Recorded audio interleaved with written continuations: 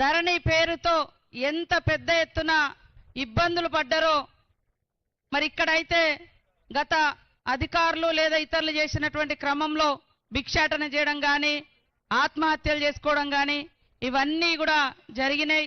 వాటన్నింటికి full stop పెట్టాలి.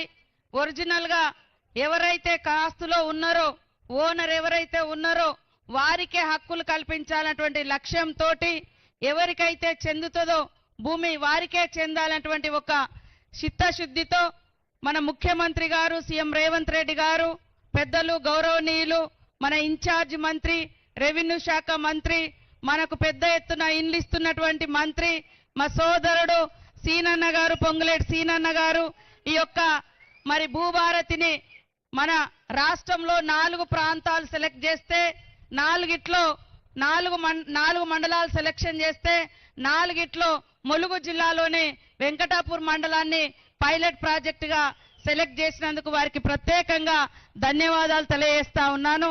ఈ కార్యక్రమంలో నాతో పాటు పాల్గొంటున్నటువంటి మన సోదరిమణి మన జిల్లా వాస్తవ్యురాలు శ్రీమతి సురేఖక్క గారికి అదే విధంగా మన జిల్లా వాస్తవ్యులు మన నియోజకవర్గం బిడ్డ మన బలరామన్న గారికి అదే విధంగా సత్యన్న గారికి కలెక్టర్ గారికి ఆర్డీఓ ఇద్దరికి అదే విధంగా నాగరాజ్ గారికి మరి బయట నుంచి వచ్చినటువంటి మన ప్రిన్సిపల్ సెక్రటరీ ఫైనాన్స్ రామకృష్ణ గారికి మరియు రెవెన్యూ సెక్రటరీ బుద్ధ ప్రకాష్ గారికి ఇవన్నింటిని చక్కగా ఏర్పాటు చేసి మంచి కార్యక్రమాన్ని 2 రోజుల్లో చెప్పగానే మరి అద్భుతంగా ఏర్పాటు చేసినటువంటి జిల్లా కలెక్టర్ గారికి గ్రంథాలయ చైర్మన్ గారికి రెవెన్యూ శాఖ అధికారులకు పత్రికా మీడియా సోదరులకు పోలీస్ మరి సోదరులకు అదే విధంగా మా అక్కలకు అన్నలకు తమ్ముళ్లకు అందరికీ కూడా పేరు పేరునంగా ఉద్యమ వందనాలు తెలియజేస్తా ఉన్నాం. ఇంతకు ముందే చెప్పిన భూమి అనేది మరి ఒక ఆదాయం, ఒక ఆత్మగౌరవం, ఒక బలం. భూమి ఉంటే మన దగ్గర ఎవరైనా అప్పిస్తారు. భూమి ఉంటే మనం పంట ఎంతైనా తీసుకోవచ్చు. ఇవాళ ఆ పంట వస్తుంటే మరి రైతుకు 500 బోనస్ ఇస్తున్నాం. అదే బోనస్ ద్వారా కొన్న వడ్లను ఇవాళ బియ్యం పట్టించి పేదింటి బిడ్డలు ఒక్కరి పేరు మీద 6 కిలోలు ఇస్తే మినిమం ఒక్క మనిషికి 300 రూపాయలు సన్న బియ్యం మీరు బయట పెట్టి కొనుక్కుంటే ఈరోజు ఫ్రీగా మన ప్రభుత్వం ఇస్తుంది. ఇట్లా భూమి అనేక రకాలుగా మనకొక మరి ధైర్యం. కాబట్టి ఈ ధైర్యాన్ని ధరణి పేరుతో గత 10 సంవత్సరాలలో దగా చేయడం జరిగింది.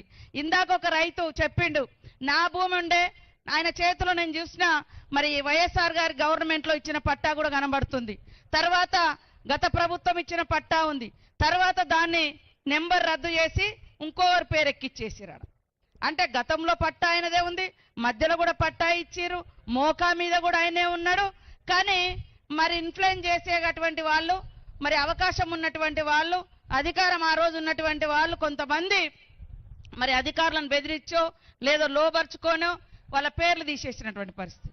సాక్షాత్తు ములుగు మండలంలో కూడా ఒక సమన్వయ కమిటీ టీఆర్ఎస్ నాయకుడు రైతు సమన్వయ సమితి ఒక రావు గారు ఆయన ఏం చేసిండు, మోకా మీద 7 ఎకరాలలో పాపం వేరే బీసీ రైతున్నాడు, ఆయన దున్నుతున్నాడు. అంత మోకా మీద ఆయన ఉంది, కానీ పేరు మాత్రం వేరే ఆయన పేరు మీద ఉంది. రైతు బంధు ఆయన పేరు మీద వచ్చేది. మేము ప్రెస్కు కూడా ఇచ్చినాం, ఏందయ్యా ఇది న్యాయమా అంటే, నేనేం ఎక్కించుకోలే, రైతు బంధు నాకు వస్తుంది, నేనేం చేయాలి, మోక మీద మీరు ఉన్నారు, పంట మీకు వస్తుంది అంటే. ఇంత పచ్చిగా కూడా మరి వాళ్ళు గతంలో అసలు ఆడ భూమి కనపడకున్నా భూమి ఉంటే వేరే వాళ్ళది ఆక్రమించుకోవడం పాపం అరగోస పెట్టినటువంటి దాఖలాలు కనబడ్డాయి. వాటన్నింటినీ చెక్ పెట్టాలనే ఉద్దేశంతో ఈరోజు భూభారతి చట్టాన్ని తీసుకొచ్చి ఎవరైతే అర్హత ఉందో ఎవరికైతే చెందుతుందో వాళ్ళకే ఈ భూమి దక్కాలనేటువంటి లక్ష్యంతో కొత్త చట్టానికి శ్రీకారం చుట్టినటువంటి సీఎం రేవంత్ రెడ్డి గారికి, పెద్దలు రెవెన్యూ శాఖ మంత్రి పొంగులేటి సీనన్న గారికి మరొక్కసారి ధన్యవాదాలు తెలియజేస్తా ఉన్నాను. అధికారులు కూడా మనం చూసినాం, గతంలో వీఆర్ఓలను వాడుకున్నంత వాడుకున్నారు గత ప్రభుత్వం బీఆర్ఎస్ నాయకులు. ఎక్కడంటే అక్కడ వీళ్ళ భూమి వాళ్ళ పేరు మీద ఎక్కించుకున్నారు, వాళ్ళవి వీళ్ళకి ఎక్కించారు. తర్వాత లాస్ట్కి ఏం చేసిర్రు, వాళ్ళే దొంగలు, అధికారుల దొంగలని వాళ్ళని తీసేసారు. మొత్తం ఎక్కింది ఏమో వాళ్ళ భూములు, వాళ్ళ పేర్ల వేరే వాళ్ళ భూములు వాళ్ళ పేర్ల మీద ఎక్కించుకున్నారు, వాడుకున్నారు, అధికారులను వాడుకొని ఎక్కించుకున్నారు. తర్వాత అధికారులను దొంగలని చెప్పారు. కాబట్టి దయచేసి అధికారులు కూడా ప్రభుత్వం ఒక మంచి లక్ష్యంతో ఈ చట్టాన్ని తీసుకొచ్చింది. న్యాయంగా ఎవరికి దక్కాలో అవసరమైతే 100 మంది ఆ ఊరోళ్లను ఆ చుట్టుపక్క కాస్తుదారులను తీసుకొచ్చి కూడా వాళ్ళ ముంగట సాక్ష్యాలు తీసుకొని ఇది నిజమా కాదా అని కూడా మనము విచారణ చేయాలి. కాబట్టి ఈ రోజు మిగతా విషయాలన్నీ కూడా పెద్దలు సీనన్న గారు సురేఖక్క గారు మాట్లాడతారు. ఇక్కడ వచ్చినటువంటి మా అక్కలకు అందరూ తెలుసు, ఈ ప్రభుత్వం పేదల కోసం పనిచేస్తుంది. మేము ఏమేం పేదల కోసం తీసుకొచ్చినామంటే, మరి ఎర్ర బస్ ఎక్కేది పేదలే, పేదింటి ఆడబిడ్డలకు బస్ ఫ్రీ పెడితే వ్యతిరేకిస్తున్నారు బీఆర్ఎస్ వాళ్ళు. పేదింటి బిడ్డలు కూడా సన్నబియ్యం తినాలని సన్నబియ్యం పంపిణీ చేస్తే వాళ్ళు కళ్ళల్లో నిప్పులు పోసుకుంటున్నారు. పేదింటి గుడిసెళ్లలో ఉచితంగా ఇళ్లలో కరెంట్ ఇస్తే అది తప్పు అంటారు. మరి రాష్ట్రంలో దేశంలో ఎక్కలేని విధంగా 500 గ్యాస్ కనెక్షన్ ఇస్తున్నాం, గ్యాస్ సిలిండర్ ఇస్తున్నాం, అది కూడా తట్టుకోలేకపోతున్నారు. 10 ఏళ్లలో ఎంతమందికి వెంకటాపురం మండలంలో ఇండ్లు వచ్చినాయో ఒక్కసారి ఆలోచించండి. ఈ రోజు మరి పెద్ద ఎత్తున ఇల్లు కూడా శాంక్షన్ అయిన నిన్న మొన్న ఫైనల్ కూడా చేయడం జరిగింది. ముఖ్యమంత్రి గారు, మంత్రి గారు, మరి రెవెన్యూ మన ఇందిరమ్మ ఇండ్లు కూడా ఇచ్చేటువంటి హౌసింగ్ మంత్రి గారు కూడా మన ఇన్ఛార్జ్ మంత్రి పొంగులేటి సీనన్న గారే. ఫస్ట్ పేదోళ్ళకే ఇయ్యాలి, తప్పకుండా ఈ 3-4 సంవత్సరాలు అందరికి ఇల్లు ఇస్తాం, కానీ ఫస్ట్ ఆకలయ్యేటోళ్ళకే అన్నం పెట్టాలనేటువంటి లక్ష్యంతో, గూడు లేనోళ్ళకే ఇల్లు ఇవ్వాలనేటువంటి లక్ష్యంతో ఇల్లులు కూడా ఇవ్వడం జరుగుతూ ఉంది.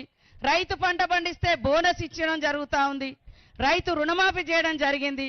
గుంట కూడా భూమి లేనటువంటి వాళ్ళు రోజు 100 రోజుల పని పోతే వాళ్లకు సంవత్సరానికి 12,000 రూపాయలు ఇవ్వడం జరుగుతూ ఉంది. ఇన్ని పథకాలు గతంలో ఎన్నడూ కూడా లేదు. ఇవాళ నీ భూమే కాదా తెలియదు, నీ భూమి ఇంకోటి పట్టా చేసుకుంటే చాలు, వాళ్ళ 100 ఎకరాలున్నా 500 ఎకరాలున్నా వాళ్ళ ఖాతాలలో రైతు బంధు వేసినమనేది. కానీ ఒరిజినల్ గా మోక మీద ఎవరున్నారో కూడా వాళ్ళు